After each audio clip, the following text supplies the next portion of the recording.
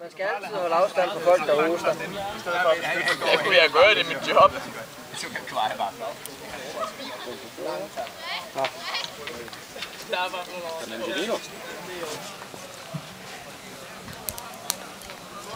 Du kan godt tage lidt en vin stå her, knægt. Stevens.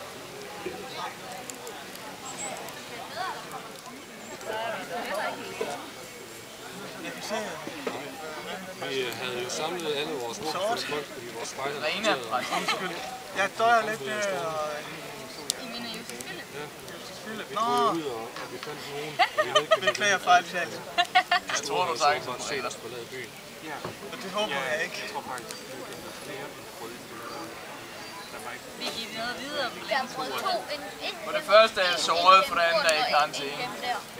Der er lige jo glade dage, der er ingen grund til. Ja, men til gengæld så efter, lige den var noget tjek op til bordet, var det 5 mand, der stod og slog. Jeg synes, de sårede og de karantæneramte burde have første rang til æbleflæsk. Du må godt få min portion. Du har ikke smagt vores kok. Nej, jeg har ikke smagt deres kok. Jeg vil slet ikke vide, hvad det er for noget æbleflæsk, du skal op og have. Vores koks æbleflæsk. Nå, den. Ja. Nej, jeg spiser den bare selv. Jeg bliver fået fint nok her. Okay. I husker, at Philip skylder 2 til vandekassen, og han skal arbejde tilbage. Jeg er lige spillet faktisk studeret det her, de andre også. Nu må vi håbe, at Det er besværligt, det her. jeg skal tage tilbage. Jeg skal tilbage med makker i Har de forresten hørt den lille? En skamlig skæbne for en ridder.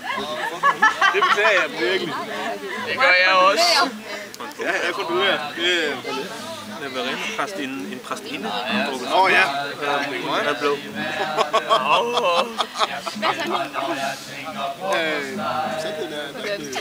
Nå, nu skal det være sødt. Du må forstå, at en ridder, trods for at han er i karantæne, har et vist nært af værdighed tilbage. Har de? Det havde han heller ikke, før han kom i karantæne. Det tror jeg ikke, han gemmer sig med sit skjold. Nu bedskild. Nej, det er skamligt. Det er skamligt. Hvis det er en søster som hende, vil de også gemme dem bag deres skjold. Ja, muligvis. Hun er ikke engang min Bevar nu lidt værdighed, mand. Ej, Horst, hold nu op. Hent kålen i stedet. Hold op med at kaste med brændet. Hent dog kålen. Det er så langt væk.